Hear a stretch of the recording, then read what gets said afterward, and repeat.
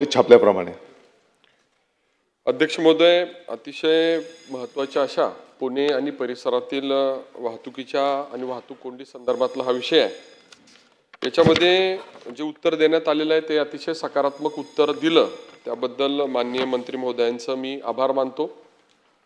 साधारणपणे आजची पुण्याची परिस्थिती पाहिली तर एक प्रगत असं पुणे शहर, सुसंस्कृत आणि शिक्षणाचं माहेरघर असणारं पुणे शहर, आजची व्यवस्था जर पाहिली तर शहरासह जिल्ह्यातील सगळ्याच नागरिकांना असुविधा होतीये आणि त्यामुळे जाणीवपूर्वक या विषयावर चर्चा आम्ही सगळ्यांनी उपस्थित करण्याचा प्रयत्न केला।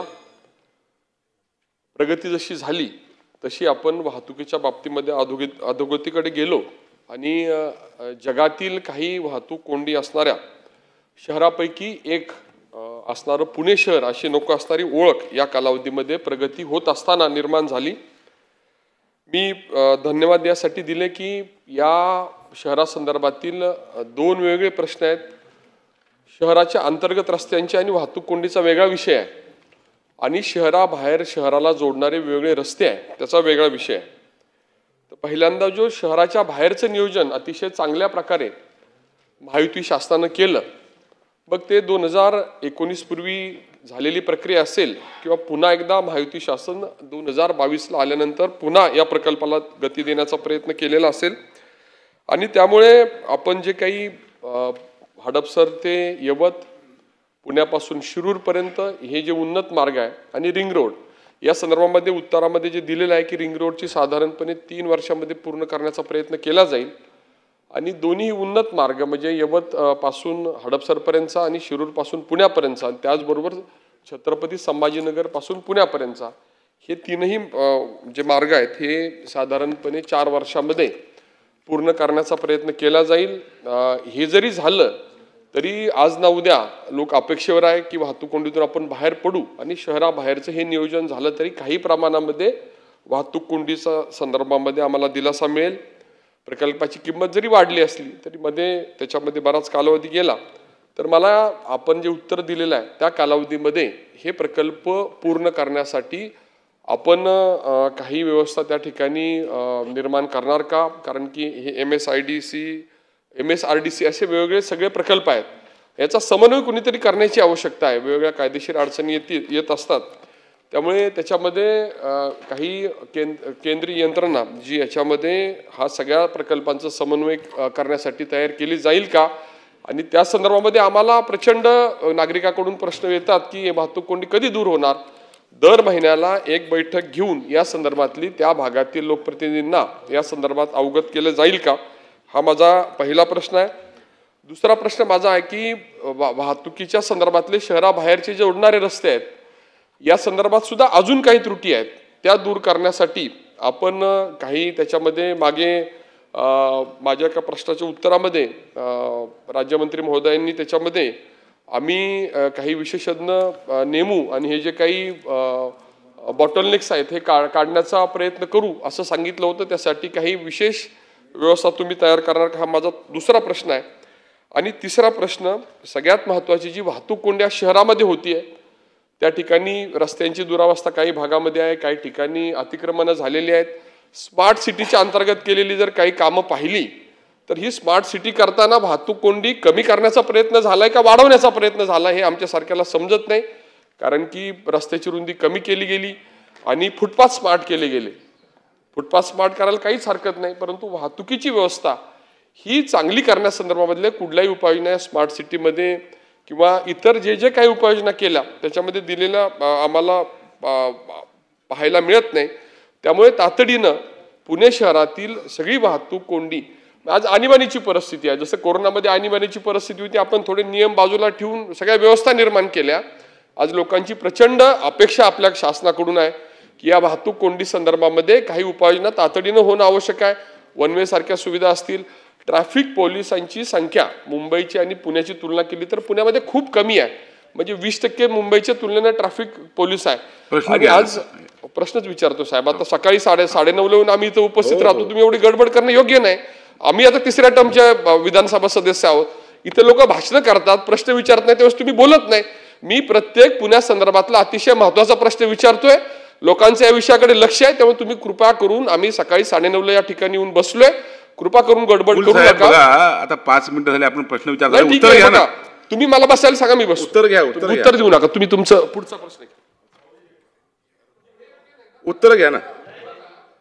कळतंय की मी काय प्रश्न विचारावा आणि काय लक्षवेधी दाखवलेले आहे. प्रश्न इतर क्षुल्लक प्रश्नासारखा क्षुल्लक नाही, अतिशय गंभीर समस्या आहे, त्याच्यावर मी बोलतोय. कृपा करून तुम्ही मला अडथळा आणू नका, नसेल तर मला बसायला सांगा. ठीक आहे. आता साहेब, आपण तिसऱ्या टर्मला, मी पण तिसऱ्या टर्मचा आमदार आहे ना. विषय मी प्रश्न सोडून एकही विषय अवांतर विचारलेला नाही. बघा, सरळ प्रश्न विचारायचं स्वातंत्र्य नसेल तर कशासाठी 9:30ला यायचं? तुम्ही मला अडथळा आणणार असेल तर बोलतो, नाहीतर मला बसायला सांगा, मी बसतो. अरे बोला बोला बोला. ठीक आहे साहेब, आपण हे योग्य नाही. माझा विषय एवढाच आहे की बाकीच्या पण लक्षवेधी लागाव्या, माझा विषय. बाकी माझं दुसरं काही म्हणणं नाही. माझी सुद्धा पहिली लक्षवेधी लागलेली आहे. लक्षवेधी लागल्यानंतर मी एकही, तुम्ही मला सांगा, मी एक चुकीचं वाक्य बोललो. बरोबर आहे तुमचं, अगदी बरोबर आहे. बोला बोला बोला बोला.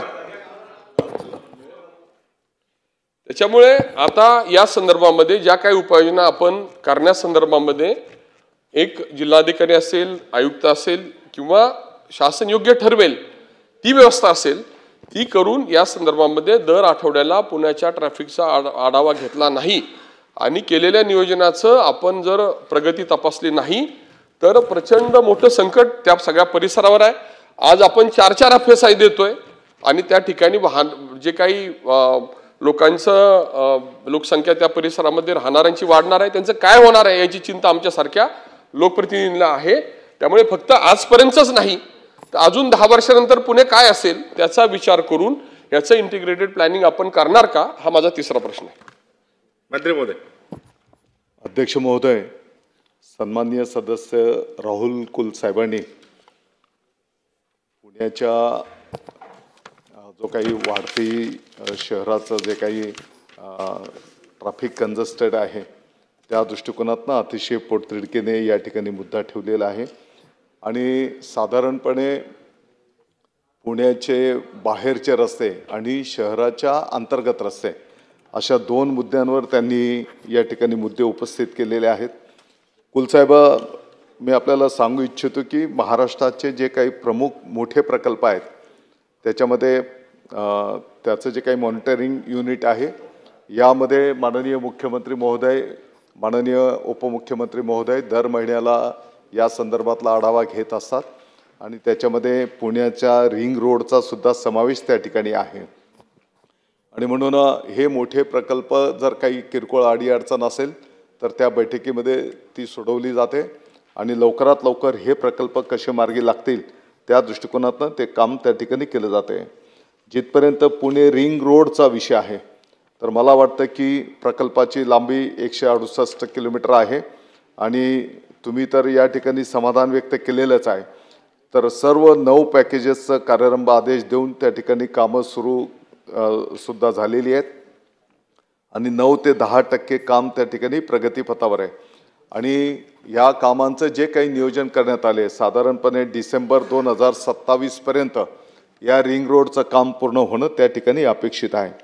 त्याच्यासोबतच हडपसर ते यवत या महामार्गामध्ये मेट्रोसाठीची पण संरचना अंतर्भूत आहे. मेट्रो प्रकल्पामध्ये त्या ठिकाणी जे काही संरचनात्मक बदल करण्यात येतील आणि त्यासाठीचा वाढीव खर्च मेट्रोमार्फत करणं त्या ठिकाणी अपेक्षित आहे.